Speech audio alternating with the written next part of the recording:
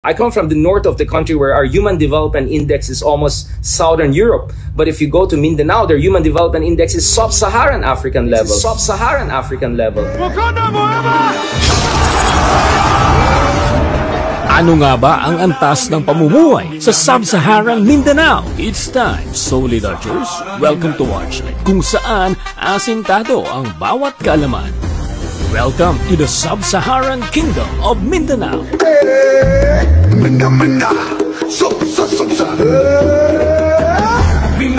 Mindanao, Mindanao, Mindanao, Sub-Saharan Mindanao.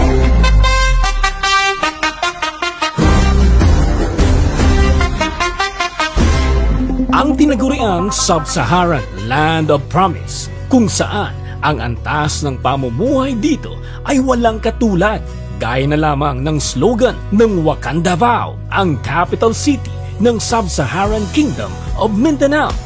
Life is here. Tunay nga dahil may unity in diversity dito.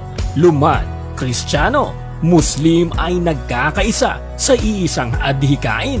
Kaya Land of Peace ang Kingdom of Mindanao, lugar ng mga maisog at peace-loving people, the land of the dream weavers at mga tribong humubog ng kultura ng Sub-Saharan land. Sagana sa pagkain dahil narito ang food basket of the Philippines. Nag-e-export ito ng mga produkto patungong Southern Europe at Los Atlantis para hindi sila magutom. Sagana sa mga prutas dahil narito rin ang fruit basket of the South. Mayaman ang lupa rito kaya hitik na tumutubo ang mga saging, kakao, pinya at durian na ini-export din sa ibang karatig na kaharian. Speaking of durian, narito sa Sub-Saharan Kingdom of Mindanao ang Kings and Queens. Durian, the King of Fruits. Waling-waling, the Queen of Orchids. Philippine Eagle, ang haring ibon ng bansa, at ang majestic Mount Apo, ang hari ng mga bundok sa tayog nito. Sagana sa mga isda, kaya narito ang tuna capital ng bansa, ang rubber capital at ang palm oil capital. At isang may pagmamalaki ng sentro ng Sub-Saharan Kingdom ang pagiging disiplinado ng mamamayan ng Wakanda Davao. May designated smoking areas, tumutupad sa mga traffic rules at pinapanatili ang kalinisan. Kaya nga, naging isa ito sa cleanest city in the Greater Kingdom of Asia.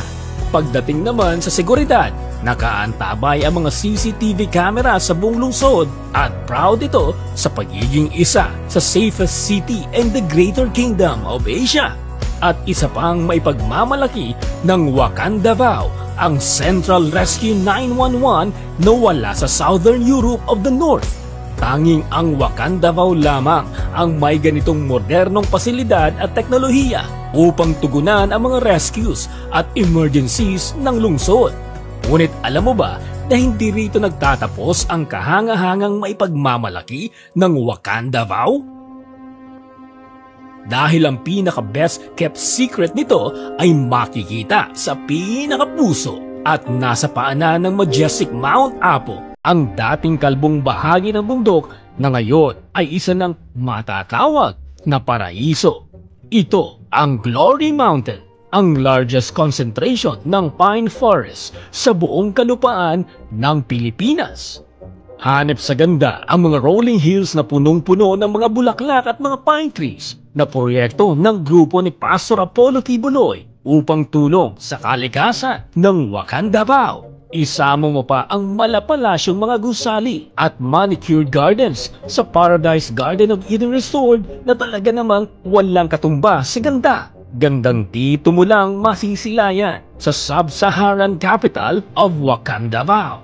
Kahit na isa ng maunlad na lungsod ang Wakanda Davao, hindi ito tumitigil na mapabuti ang serbisyo sa mga nasasakupan nito. Magagandang coastal roads, freedom parks, at ang underground cabling system upang mawala na ang mga spaghetti wires ng lungsod. At panghuli, ang sinasabing jewel and pride of the Sub-Saharan Kingdom of Mindanao, ang napakalaki at mega structure na 75,000 seating capacity na kingdom, the biggest indoor cathedral in the world, kung saan ang mga mamamayan nito ay sama-samang magpapasalamat sa mga biyayang bigay mula sa Diyos Amang may likha.